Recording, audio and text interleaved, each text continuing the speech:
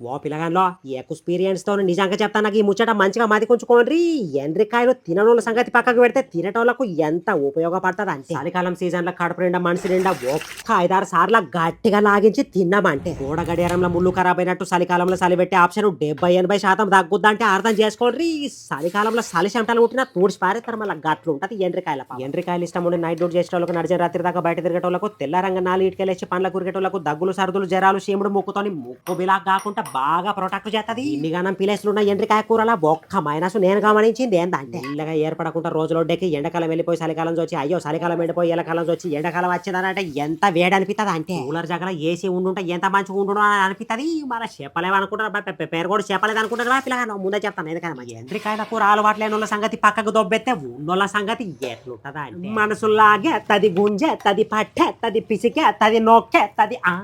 పోయేటప్పుడు like share subscribe మరొక